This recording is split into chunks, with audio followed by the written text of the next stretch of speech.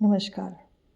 आज के पॉडकास्ट का विषय है सच्चा प्रेम इतना कठिन क्यों? पार्वती का तप और शिव का मिलन। मैं आपकी होस्ट मालती डी। तो चलिए शुरू करते हैं। सच्चा प्रेम कठिन क्यों है? सच्चा प्रेम कठिन क्यों होता है?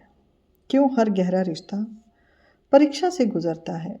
जब माँ पार्वती ने भगवान शिव के मिलन को हम देखते हैं तो हमें समझ में आता है कि तपस्या से ही प्रेम मिलता है और तप किए बिना ये संभव ही नहीं है। ये केवल विवाह नहीं, ये है आत्मा की यात्रा जो माँ पार्वती ने शिव के लिए तैयार किया और अपने आप को तप में लेकर आई। माँ पार्वती का तप प्रेम था या अग्नि परीक्षा? पार्वती माँ ने शिव को पाने का संकल्प लिया, लेकिन उन्होंने केवल इच्छा नहीं की, उन्होंने तप किया। और अक्सर हम संकल्प ले लेते हैं और संकल्प के लिए किए हुए या किए जाने वाले तपों को भूल जाते हैं। वर्षों की तपस्या, सुख सुविधाओं का त्याग, धैर्य, अनुशासन और समर्पण। तप का अर्थ क्या है?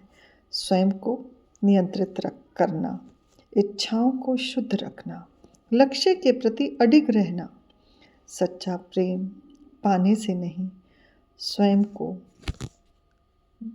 योग्य बनाने से बढ़ता है। शिव का मौन परीक्षा क्यों रहा? शिव मौन थे, वैराग में स्थिति। उन्होंने तुरंत स्वीकार क्यों नहीं किया? माँ पार्वती को वो देख रहे थे, अनुभव कर रहे थे कि एक नारी जो तप में है और उनके लिए है, उन्होंने तुरंत उनका ये तप स्वीकार नहीं किया।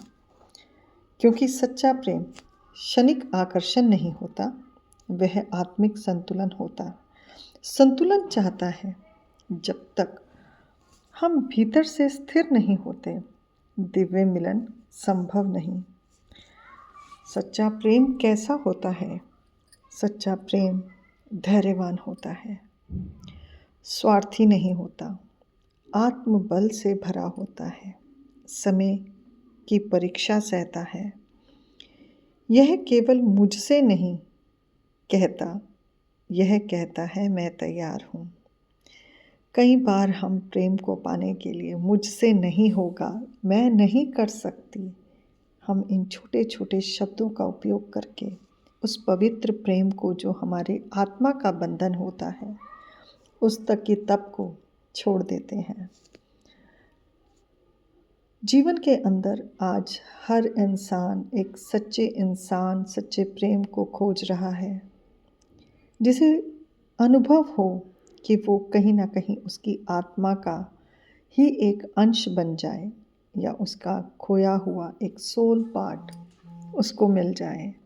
माँ पार्वती और शिव, माँ की चेतना और शिव की आत्मा, ये दो मिलन बताते हैं कि जीवन के अंदर सच्चा प्रेम बिना परीक्षाओं के, बिना तप, बिना धैर्य के पा ही नहीं सकते। सच्चा प्रेम पाने के लिए आत्मबल होना ज़रूरी है। जब आपकी आत्मा धैर्य में रहती है, शरीर स्थिरता में रहता है, विचार सिर्फ और सिर्फ उस सच्चे प्रेम की लगन में रहते हैं, तब आपकी आत्मा जागृत होती है और वही चेतना बनकर उस आत्मा तक आपको लेकर जाती है जहाँ ये सच्चा प्रेम आपको तप के द्वारा मिलता है।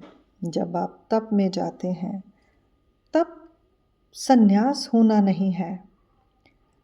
तप के अंदर आप अपनी हर उस परिस्थिति को स्वीकार करते हैं, अपने उन बदलावों को बदलते हैं जो आपके लिए या आपकी आत्मा के लिए कष्टदायी होते हैं।